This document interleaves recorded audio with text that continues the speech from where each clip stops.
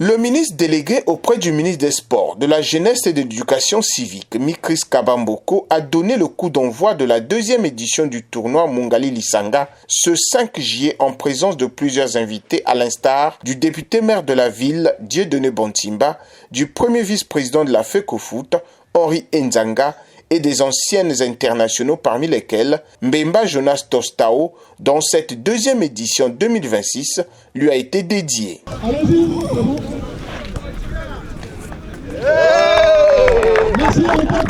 Si l'année dernière l'édition a été dédiée à Mouyabi Chaler, cette deuxième édition qui compte 12 équipes participantes contre 8 l'année dernière célèbre le vivre ensemble et la détection des futures élites du football congolais. Bien avant le coup d'envoi, les différentes équipes engagées ont reçu des équipements sportifs. Le match d'ouverture a opposé l'équipe Staff ONG à celle de Koumouangissa en blanc. Au dernier coup de sifflet de l'arbitre, c'est l'équipe Staff ONG qui a pris le dessus sur la formation Koumouangissa par un score d'1-0.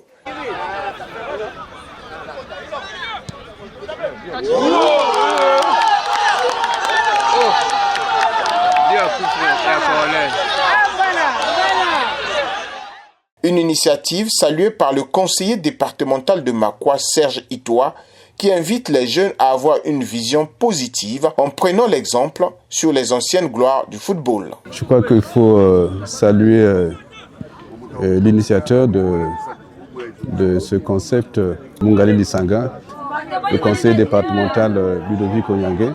Lorsque j'ai eu l'information, je n'ai pas hésité de venir encourager les jeunes qui sont en train de jouer, de venir aussi encourager ce compatriote qui a eu cette belle initiative de rassembler les jeunes autour de ce loisir sain. Ça donne l'occasion aux jeunes de développer une certaine fraternité et de développer un esprit de fair play et finalement de se tourner vers ce qui est positif. En outre, les anciens internationaux, notamment Boniface Miangue et Ange Ngapi, appellent d'autres acteurs à multiplier ces genres d'initiatives afin d'impulser le football congolais. On est sortis de la pelote, nous, Ange Ngapi et moi et Onyangue, on est issus de l'ONSU. Aujourd'hui, on peut ramener avec les mêmes procédés. C'est pour ça moi, l'initiative, j'encourage par rapport à ça. Jouer dans le sable, c'était pas pour rien tout à l'heure,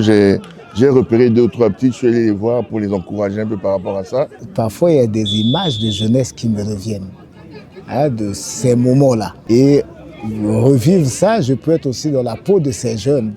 Mais certains ne savent pas que ça peut les amener là où nous sommes, le parcours que nous avons.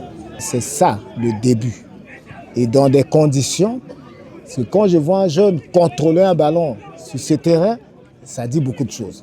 Qu'est-ce que ça serait sur un terrain de tartan ou une affaire comme ça? Cette participation, ces genres d'initiatives, que ce soit à la fédération, au ministère, tout ça, nous, on peut toujours nous associer. On est là pour ça. Il y a moyen de transmettre quelque chose. Ici, du tournoi passé, on a déjà sorti 2 joueurs qui sont avec nous dans le cadre. De son côté, l'équipe qui avait perdu la finale de la première édition se dit confiante et prête pour remporter cette deuxième édition. Vraiment pour cette deuxième édition, on est venu avec de nouvelles ambitions, remporter la coupe et faire plaisir encore à notre quartier 41 de Mungali que les joueurs de la jeunesse intersport, nous aimons le football, nous aimons aussi ce que fait M.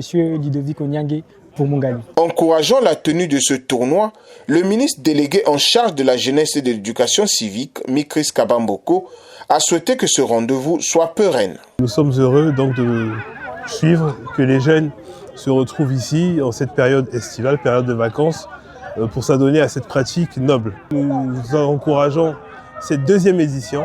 Notre souhait, c'est que tous les ans que ce rendez-vous se répète, et que, à travers ce rendez-vous, aussi des talents soient détectés. On a vu cette belle mobilisation du président de la fédération de football, des véritables stars, sinon des vieilles gloires du football congolais qui ont fait la pluie et le beau temps, et particulièrement Yaoundé 72. Donc nous pensons qu'au travers simplement ce côté ludique, mais qu'il y aura aussi la possibilité de détecter des talents et de faire en sorte que le football congolais renaisse de ses cendres. Aussi pour Ludovic Onyangue, conseiller départemental et promoteur du tournoi Mungali Lisanga, il faut occuper la jeunesse avec des activités saines en cette période de vacances. Ce tournoi s'inscrit dans la continuité de ce que nous avons commencé l'année dernière et il a pour vocation de se perpétuer dans le temps, question de détecter les jeunes talents.